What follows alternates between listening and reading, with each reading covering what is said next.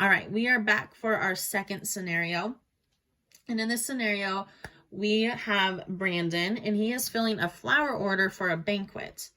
So he needs 3 large arrangements and 12 small arrangements. The large arrangements each contain 28 roses, and the small arrangements each contain 16 roses. How many roses does Brandon need in all? Okay, so that's our little scenario. Now we're going to go down to our actual question. So write an expression to represent the total number of roses Brandon needs.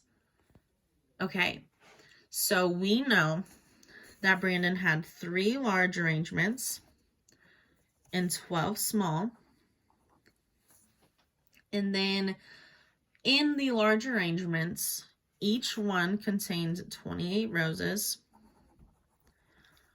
And in the small arrangements, each one contained 16 roses. Okay, so again, we're looking for a total. So for my expression, I'm going to have 3 times 28, because I have 3 large arrangements, and in each arrangement there are 28 roses. Then in my small, I'm going to have 12, because I have 12 arrangements with 16 roses in each. Okay, so I just made 2 problems out of that, but I want to know the total amount. Doesn't matter the size of the arrangements.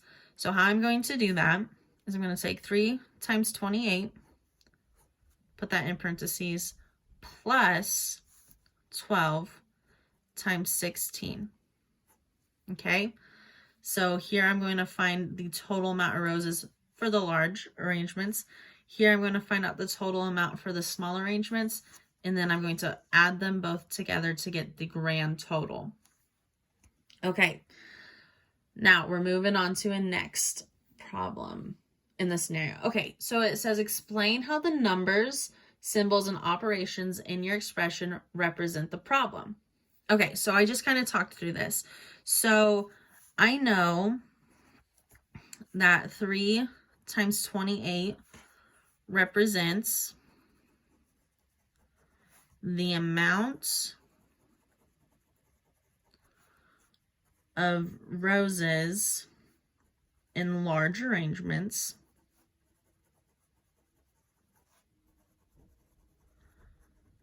and then I know that 12 times 16 represents the amount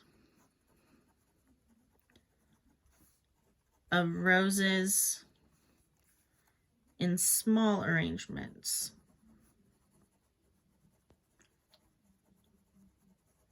Okay.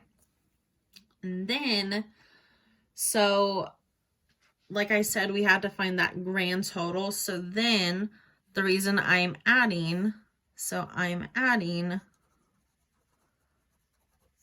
both together to get the total amounts of roses. Okay, and that's it. So I'm saying what my 3 times 22 represents, what my 12 times 16 represents, and the reason that I'm adding and at the very end. All right, so last question to do with this scenario says, how many roses does Brandon need? Explain how you solve the problem. Okay, so explain how you solve the problem. We're just going to say we worked out the expression that we made, okay?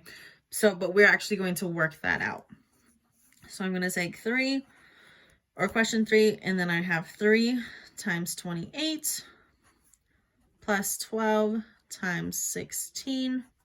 All right, 3 times 28, we can do it on the side. 8 times 3 is 24. 3 times 2 is 6, plus 2 is 8. So I have 84 here. Then I'm going to take 16 times 12. 6 times 2 is 12. 2 times 1 is 2, plus 1 is 3. Placeholder. 6 times 1 is 6. 1 times 1 is 1. 2 plus 0, 2. 6 plus 3 is 9. I have 1 left. I'm going to drop my plus sign. 192. So now I'm going to add 192 and 84. So 192 plus 84. 4 plus 2 is 6. 9 plus 8 is 17. Carry that 1. So I have a total of 276 roses. And that is my final answer.